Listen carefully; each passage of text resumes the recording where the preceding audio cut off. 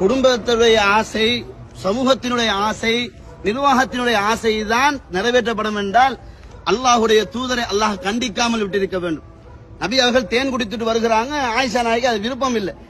அப்ப ஆயிஷா நாய் இது என்ன தேன் வாசம் அப்படின்னு சொன்னாங்க, எனக்கு தேனை நான் ஹராம் ஆக்கிக்கிட்டேன், சமூகத்துக்கோ குடும்பத்துக்கோ எனக்கு ஹராம்ட்டாங்க. இது அல்லாஹ் ஒரு வினாடி பிற்படுத்தாம உடனே மெசேஜ் கொடுக்கிறான், யா அய்யுஹன் நபியு லிமா துஹர்ரிமு மா அஹல்லல்லாஹு லக். அல்லாஹ் உங்களுக்கு ஹலால் ஆக்கினது நீங்க ஏன் ஹராம் ஆக்கினீங்க?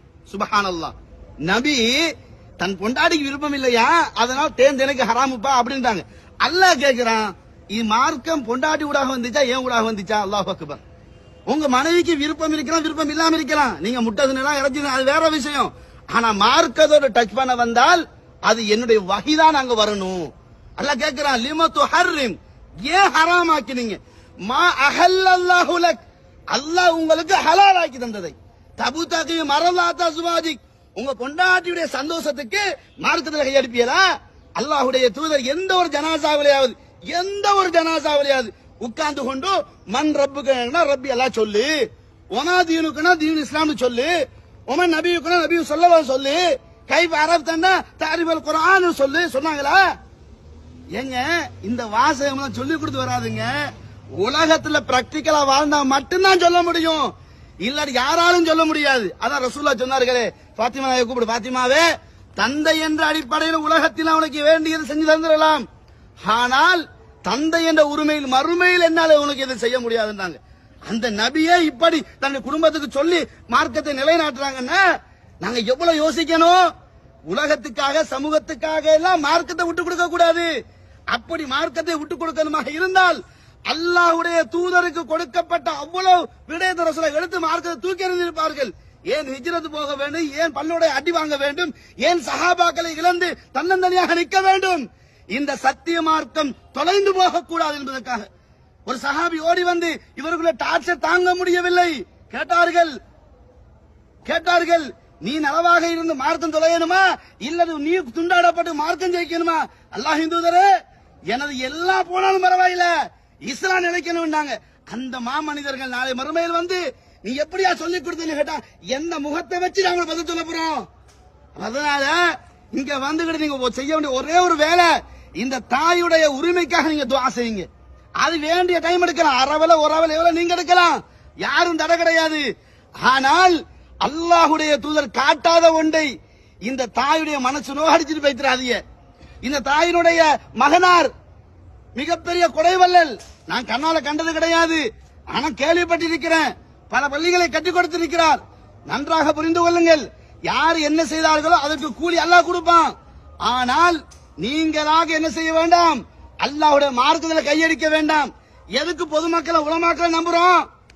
எதுக்கு நம்புறோம்? சத்தியத்தை படிச்சிருக்காங்க, மார்க்கத்தை படிச்சிருக்கிறாங்க, மார்க்கத்தை தைரியமா சொல்லுவாங்கன்னு உங்க மீது கொண்ட நம்பிக்கையை உடைக்கிறோமே. நாளை மறுமையில் என்ன சொல்வார்களாம்? யௌம துகல்லபு வுஜூஹுஹும் ஃபின்னார் யகூலுன யா லைதனா அத்தஅனா அல்லாஹ வ அத்தஅனா ரசூலா என்று அங்கே புலம்புறதுக்கு முன்னாடி மக்களே விழித்துக் கொள்ளுங்கள், அல்லாஹ்வுடைய தூதர் மார்க்கத்தை தெளிவாக சொல்லிவிட்டார்கள், ஜனாசாவின் அடிப்படை தெளிவாக சொல்லி தந்து விட்டார்கள். அவர்கள் சொன்னார்கள், இவர்கள் சொன்னார்கள், ஏமாந்து விடாதீர்கள். உங்களுடைய கல்லை, உங்களுடைய சொத்தை, உங்களுடைய காணியை ஒருத்தன் அபகரித்து கொண்டால் விடுவீர்களா? இதை விட உயிரை விட மேலானது இஸ்லாம் மார்க்கம். ஏகத்துவம் உயிரை விட மேலானது. அதுல ஜாக்கிரதை இருந்துக்குவோம். அதனால மார்க்கத்தில் இல்லாத செய்யாதீங்க, உள்ளதை முடிந்த வரைக்கும் செய்யுங்க. பத்தக்குள்ளாக மஸ்தத்தாத்தும், சக்திக்கு ஏற்பதான். கால் இல்லாடி நின்று சொல்ல சொல்ல இஸ்லாம் சொல்லல, உட்கார்ந்து சொல்லணும் சொல்லுது. அதனால எங்களை சக்திக்கு ஏற்ப மார்க்கத்தை செய்வோம். ஆனா பிதியத்துக்கு மட்டும் பின்னால போயிடாதீங்க. பிதியத்துக்கு பின்னால போனீங்க உங்க நல்ல அமல் நாசமாவி மறுமையில் மிகப்பெரிய ஒரு தோல்வி, மிகப்பெரிய ஒரு கை சேதம், கேவலம். அதை எடுத்துக்கொள்ளாதீங்க. அதனால இந்த ஜனாசாவுக்காக வேண்டி துஆ செய்யுங்கள். இந்த ஜனாசாவுக்கு செய்ய வேண்டிய ஒரு முக்கியமான விஷயம் தான் ஒவ்வொருத்தராக கேளுங்க. ரசூல் அப்படித்தான் சொன்னாங்க. இப்போது கேள்வி கணக்கு கேட்கப்பட போகிறார், அவரை நாவை உறுதிப்படுத்துமாறு அல்லாஹ்விடத்தில் கேளுங்கள் என்று சொன்னார்கள். கேட்கிறேன் ஆமீன் சொல்லுங்கள் என்று சொல்லவில்லை. ரசூலுல்லாஹ் கேட்டு சஹாபா ஆமீன் சொல்லவும் இல்லை. சவாலாக சொல்வேன், ஒரு பலவீனமான ஹதீஸ் உலகம் அழியும் வரைக்கும் நான் சவால் விடுவேன், கொண்டாந்து காட்டுங்கள் ஏலும் என்றால் முடியாது. இல்லை, ஏன் ஊர் வழக்கம் உலக வழக்கம். மார்க்கம் ஸ்டாண்டர்ட் ஆனது, லோக்கல் கொள்கை கிடையாது மார்க்கத்துல. அதை புரிஞ்சுக்கங்க. அத மாதிரி வாழுங்க. அல்லாஹு தஆலாவுடைய மார்க்கத்தை பாதுகாத்தா அல்லாஹ் ஜன்னத்துல் ஃபிர்தௌஸை தருவான். மார்க்கத்தை விச்சீங்க, வலா தஷ்தரு பி ஆயாதி ஸமனன் கலீலா, உலக சொந்த லாபத்துக்காக, சின்ன லாபத்துக்காக மார்க்கத்தை விட்டு விடாதீர்கள். விற்க வேண்டாம் உலமாக்களே, அல்லாஹ்வை பயந்து கொள்ளுங்கள், மார்க்கத்தை நிலையாக நில்லுங்க. ரிஸ்க் அவன் கையில், பணக்காரன் கையில அல்ல ரிஸ்க கொடுக்கல, பாப்பா கையில அல்ல ரிஸ்க கொடுக்கல, அவன் பொறுப்படுத்திருக்கான். என் மௌத்து வரைக்கும் அவன் எனக்கு ரிஸ்க் தருவான். அந்த நிலையாக நிற்போம், அதுல தைரியமா வழிப்போம், மார்க்கத்துக்காக வேண்டி வாழ்க்கையை கொடுப்போம், மார்க்கத்துக்காக வேண்டி சத்தியத்துக்காக வேண்டி தோல் கொடுப்போம். அப்படி கொடுக்கக்கூடிய சமூகமாக அல்லாஹ் நம் அனைவரை ஒன்று சேர்ப்பானாக. இந்த தாய்க்காக வேண்டி ஒவ்வொருத்தரும் மனத்தை திறந்து துஆ செய்துவிட்டு செல்லுமாறு அன்பாக கேட்டுக்கொள்கிறேன். ஹாதா இல்மி வல் இல்மு இன்தல்லாஹ் வஸ்தக்ஃபிருஹு இன்னஹு லகஃபூருர் ரஹீம்.